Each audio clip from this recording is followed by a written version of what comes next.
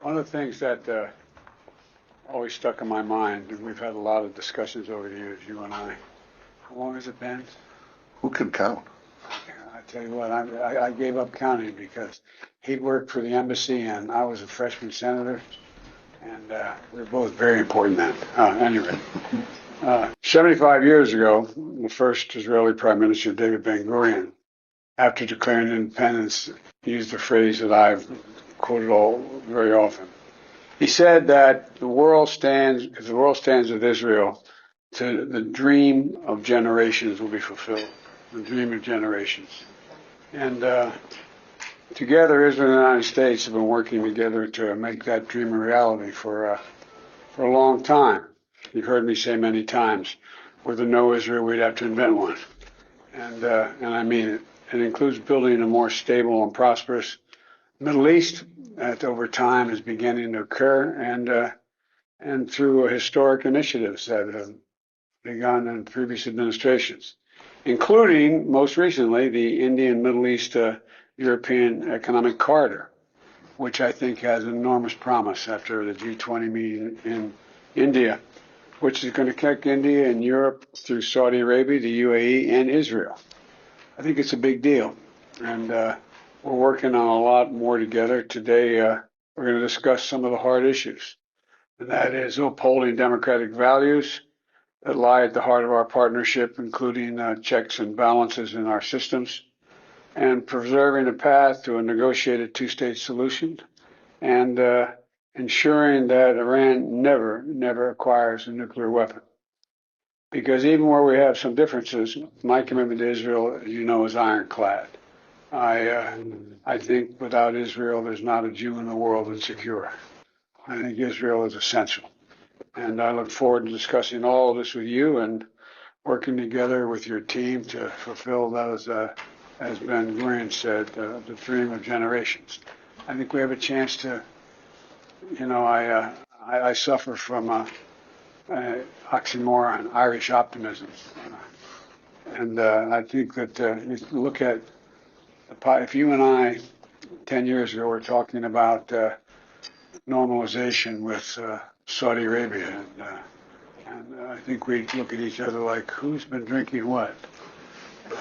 But we're good Irish whiskey. Good Irish whiskey. That's the reason why I've never had a drink. At any rate, so welcome, Bibi, and hope we can get some things settled today. Thank you, Mr. President.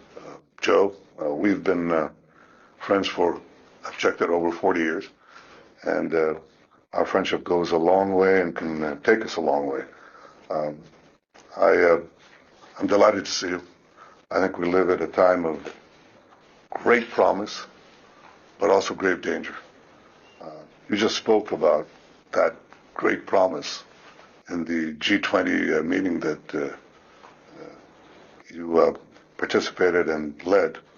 You spoke about an economic corridor that would link Asia, the Middle East, and Europe together. And such a corridor will make Israel a very important hub on a highway of unprecedented prosperity. But I think, and you think, that it can do something much bigger than that.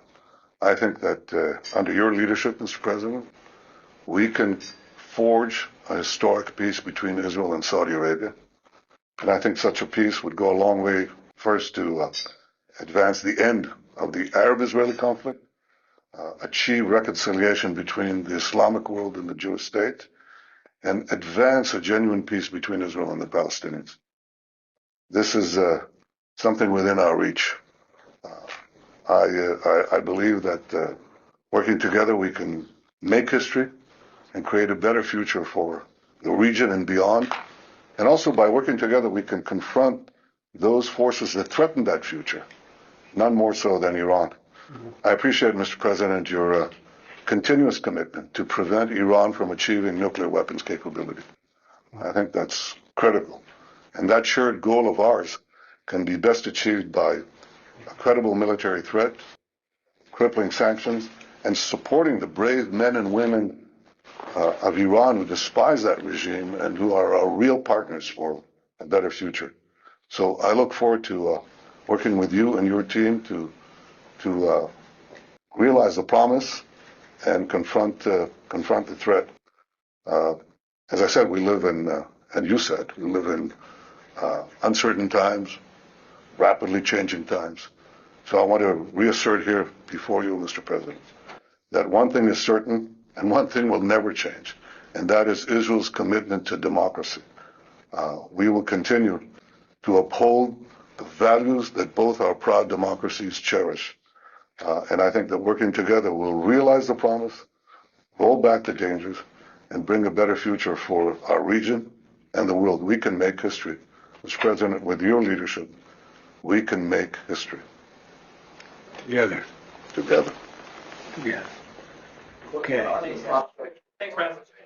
Thanks, guys. Mr. President, thank you, guys. Appreciate it. Express. Thanks, guys. We're heading out. Thanks, guys.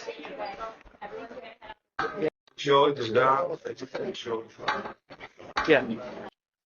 Price. Mute. They're down.